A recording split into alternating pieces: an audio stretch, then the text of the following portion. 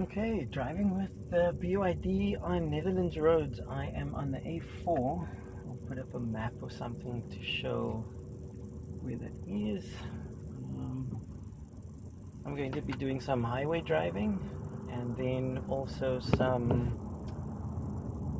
driving in the center of town, which will be exciting because it's always stressful. Impressions of the electric car. Acceleration is great. This isn't a performance car, but it still accelerates really quickly.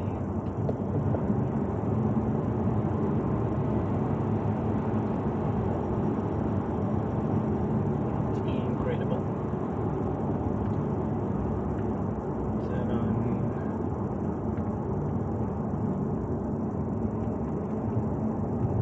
Turn on cruise control. Okay, we can keep it at 100 because it will just follow the car and match the car ahead like it's doing now. This navigation system is stupid. It doesn't pick up some things. It really isn't as good as Google Maps. I think that if you've got like Google Car and Apple CarPlay, I don't know what you call it, but I think that's better.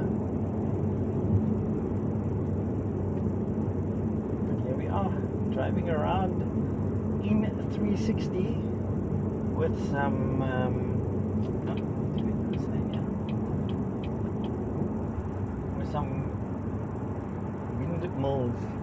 wind turbines. It's not molen. It's, I don't know actually what they call turbines in Dutch. We are around the airport, so we may see some planes coming in for a landing.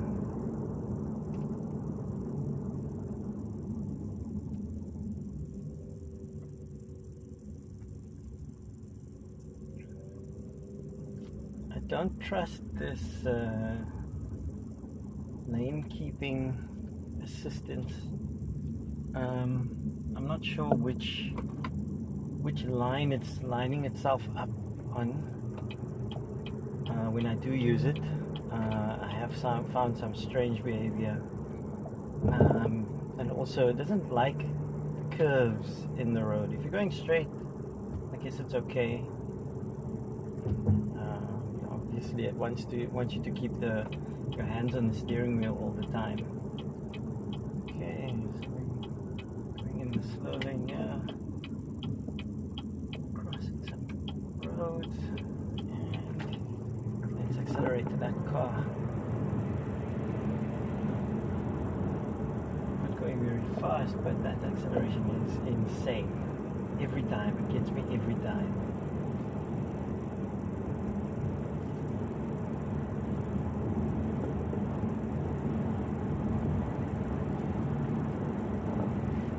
Now cruise control is on. Got it set to 100. It's quite aggressive with acceleration. Even in eco mode, I haven't used it in anything other than eco mode. But let's just pass this truck very quickly here. Get ahead of the truck. And then cross into the highway.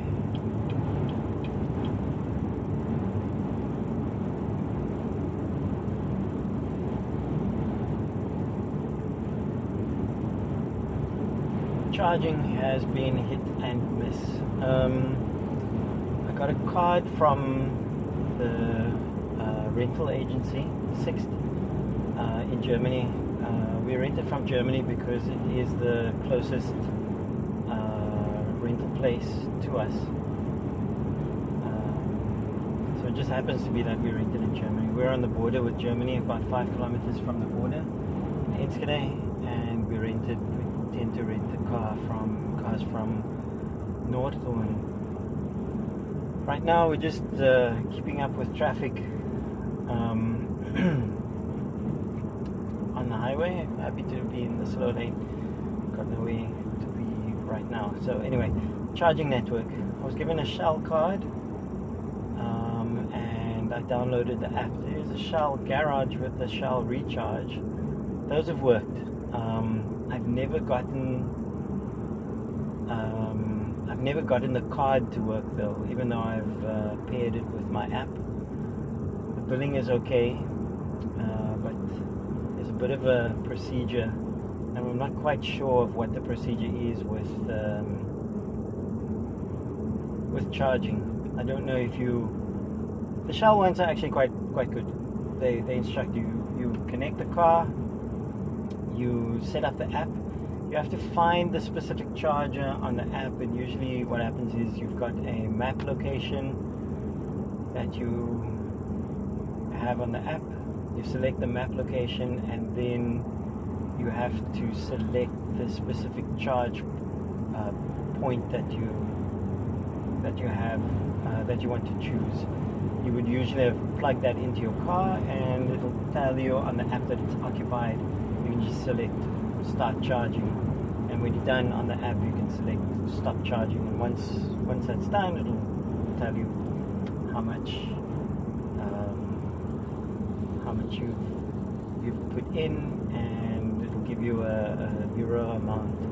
I've seen charging between 58 euro cents per kilowatt all the way to 88 cents per kilowatt. That was quite expensive. Luckily though, the app will tell you what the rate is that you are being charged before while you're choosing the charges, so that's pretty good. I was hoping to give some insight into the charging procedure, but the car's fully charged now. At Total charging station, that's been relatively easy. They tend to be more expensive. They tend to be the 88 cents per kilowatt, or 78 cents or 88 cents per kilowatt.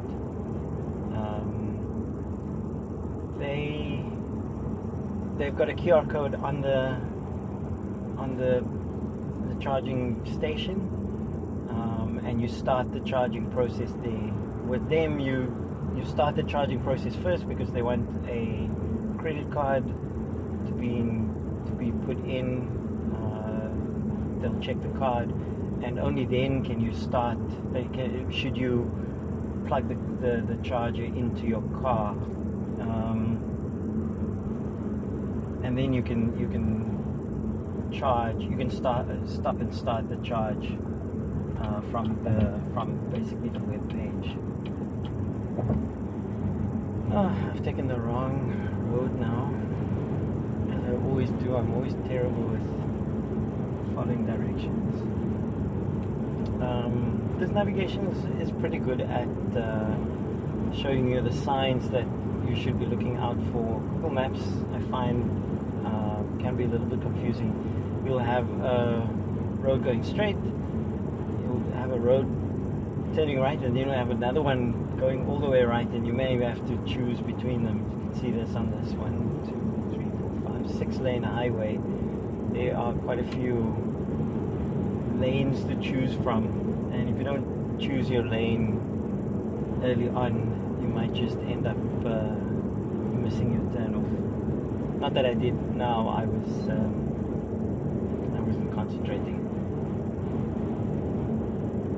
but as you can see, it's quite simple. I'm keeping left. If I were to turn off, it would have given me a picture of the sign that I should have followed.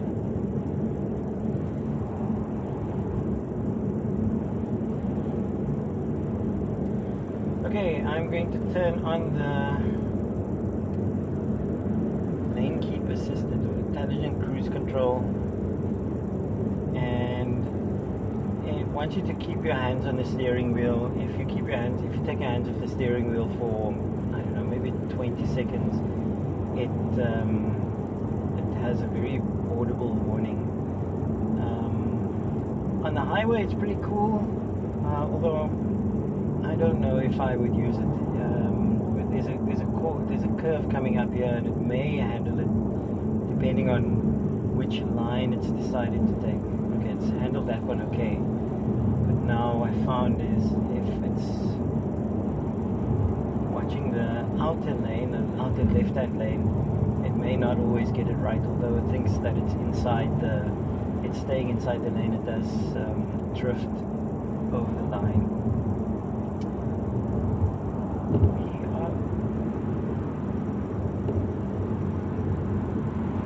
Maybe I'll put up a map again, impose a map up and show you what we are traveling under.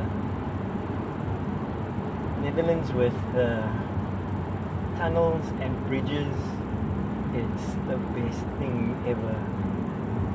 They really know how to engineer things. They really like bridges. Okay, let's see. So it's keeping in the lane okay. I can feel it moving the steering wheel.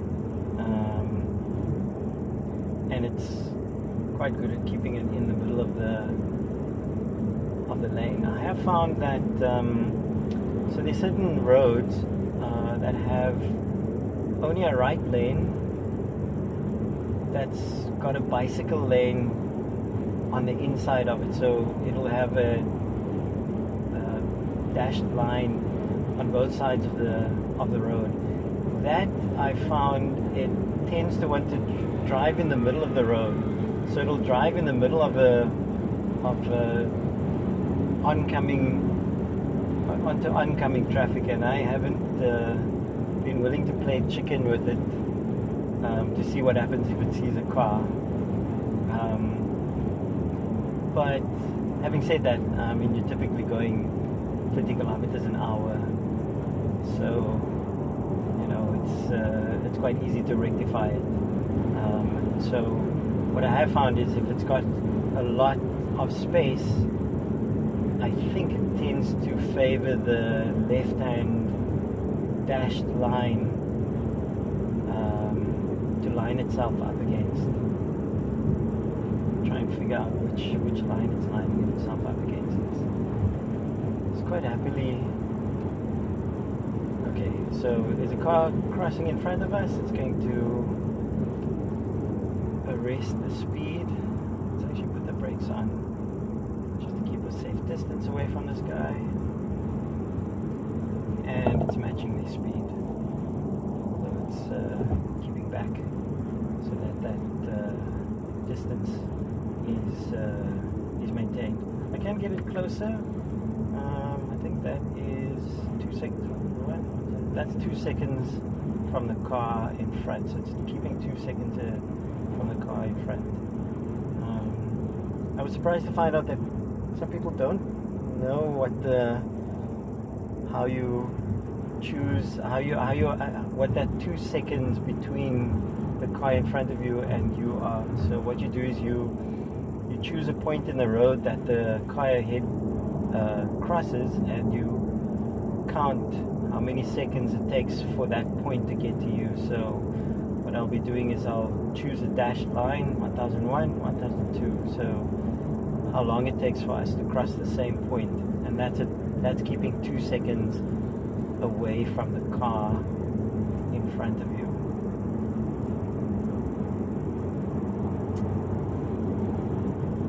Okay, let's make some space for this guy. So I've put my foot on the brake, so I've taken over control of the adaptive cruise control, and I'm just switching it back on again so that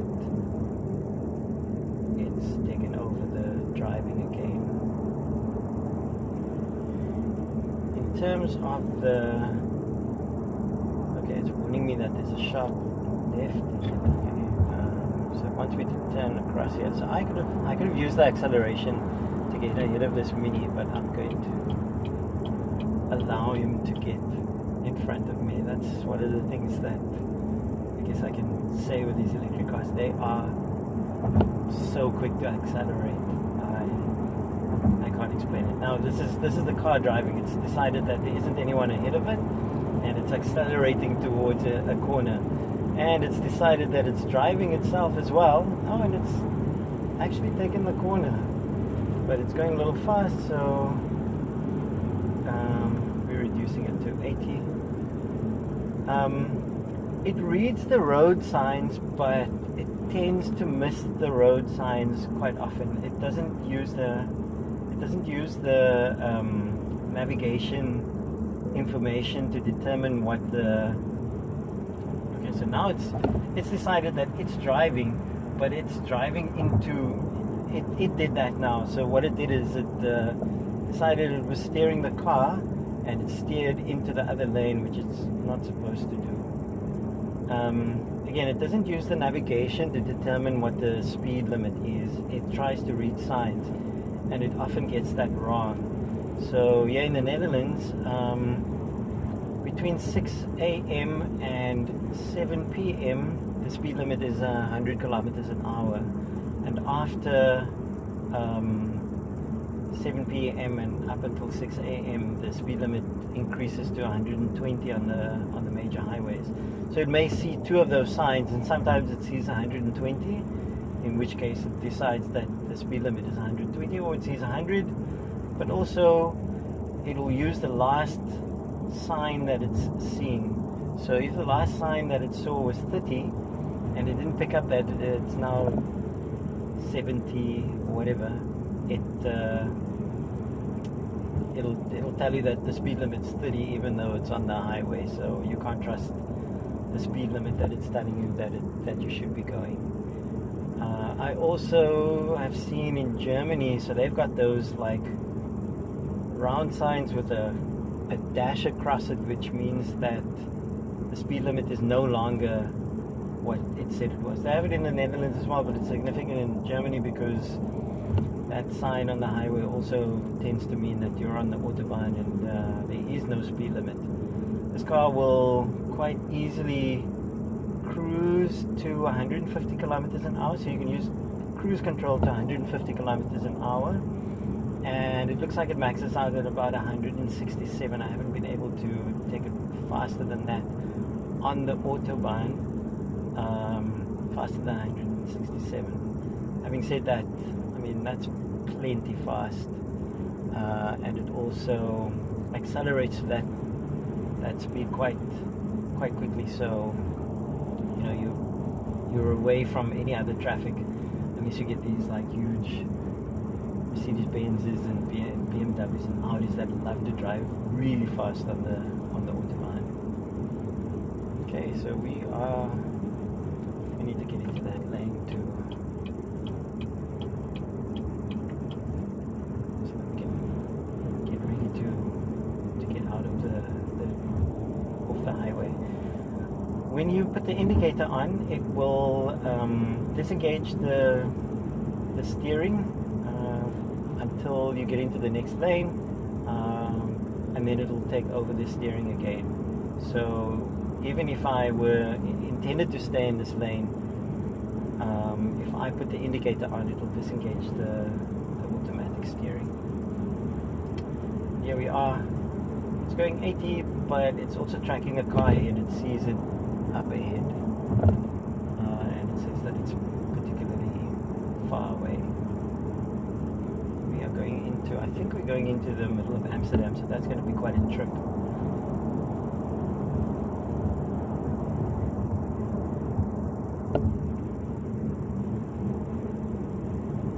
Parking in Amsterdam is relatively expensive. It used to be about €6 an hour. Now I see in some places it's like $7.20. We have seen it for €6 before. And some places are really, really expensive. I'm surprised to see like an €8 charge for.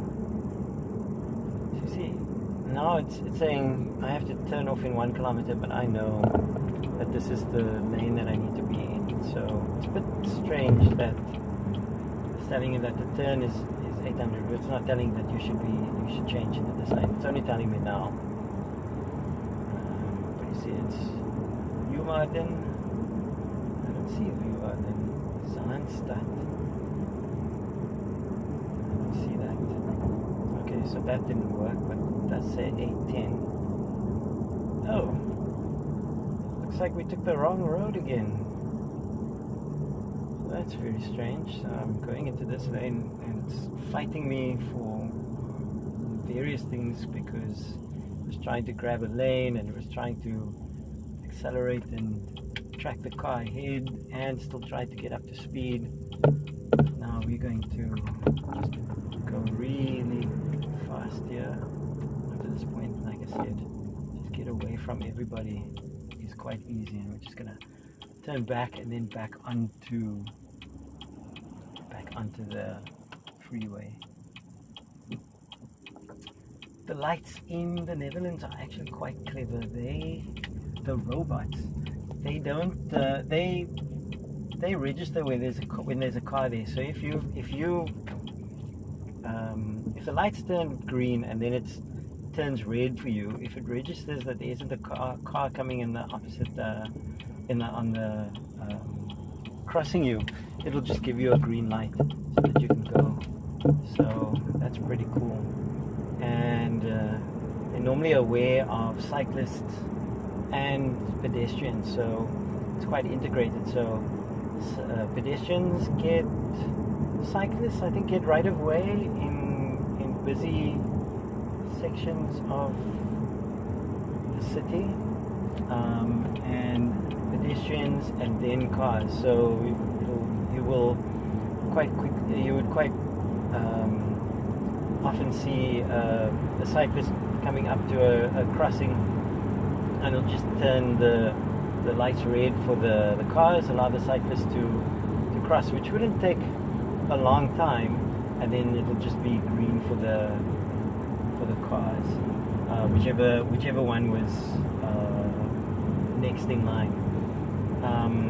For cyclists though, they tend to have they don't always have one lane, like one crossing of cyclists at a time. They'll let all the cyclists cross at the same time, so you'll just see several cyclists converging on each other, and because it's so slow, nobody really hits each other. I've seen a couple of accidents, but they're very low speed, and it's a good thing because nobody really wears helmets here. They don't wear helmets here when they are commuting. I have seen much older people wear helmets,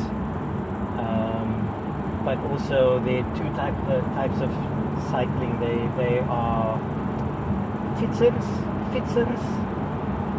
which are just commuters, and wielrenners,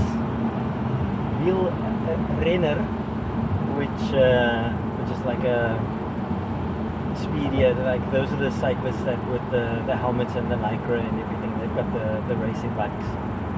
Everybody else tends to have what they call an Oma Fiets. Oma Fiets is looks like a lady's bike, but everybody uses them because they're easy. Whether you're a man or a woman, if you're wearing a long coat in winter, you're still going to cycle. See, yeah, where was I supposed to go there? Got me in the... Did I take the wrong lane again? Hopefully not. Whether you're a man or a woman, you're wearing a long coat in winter while you're cycling, and it just makes it easier to cycle, just to have a saddle without a crossbar to contend with. Winter cycling is a thing here. We don't tend to cycle in winter. My bicycle stays in the bicycle store all through winter, and I typically take it out in April and cycle only in summer, but for fun, because it's better to go by car. A lot of people do their grocery shopping or whatever with their bicycles, but we don't tend to. We've got everything that we need is in walking distance, or if we need to get a big shop, we just take the car with, and we can get about a week's worth of shopping in with the car. I actually have no idea never been along here, but hopefully it's something exciting that we're gonna cross.